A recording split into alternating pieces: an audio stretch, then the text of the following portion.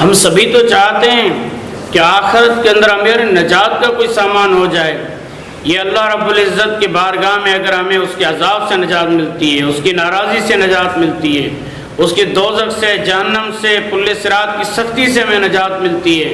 تو یہ نجات اور یہ چھٹکارا، یہ گلو خلاصی کتنی بڑی نعمت ہے. ہاں، اس کے حصول کا ایک آسان جو نبوی طریقہ ہے، جو روایت امام احمد نے بھی لائی ہے اور ترمذی شریف کے اندر بھی وہ روایت ہے حضرت عقبہ بن عامر سے رضی اللہ تعالیٰ عنہ کہ وہ صحابی آتا ہے اور وہ آ کر کہتا ہے کہ یا رسول اللہ من نجات، نجات کیا ہے، نجات کس چیز میں ہے؟ تو میرے آقا علیہ السلام فرماتے ہیں کہ 3 کام اختیار کرو تمہیں نجات ملے گی اللہ رب العزت کے عذاب سے، دنیا اور آخرت کی رسوائی سے. آپ صلی اللہ علیہ وسلم جو 3 باتیں ارشاد فرمائی، ان میں پہلی یہ بات تھی کہ آپ صلی اللہ علیہ وسلم فرمایا املک علیک لسانک، اپنی زبان کو اپنے اوپر قابو رکھو، اپنی زبان کو اپنے کنٹرول میں رکھو،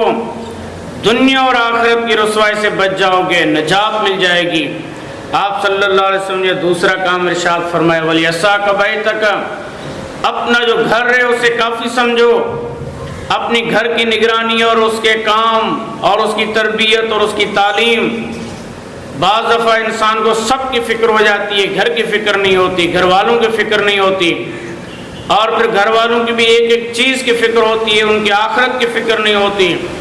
ان کے قبر کی سکون کی فکر نہیں ہوتی.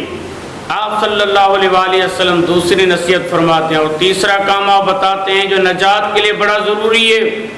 آپ نے فرمایا کہ وقت کی علی خطیئتک، اپنے خطاؤں پر روتے رہا کرو، یہ تمہارے لیے نجات کا سامان ہو جائے گا. اس لیے ان تینوں کاموں کا آج مجھے اختیار کرنے کی ضرورت ہے، ہم سب کو اختیار کرنے کی ضرورت ہے. اللہ رب العزت ان کاموں پر ہمیں عمل کی توفیق عطا فرما دے تاکہ قیامت کے دن ہم نجات پانے والوں میں سے شامل ہو جائیں.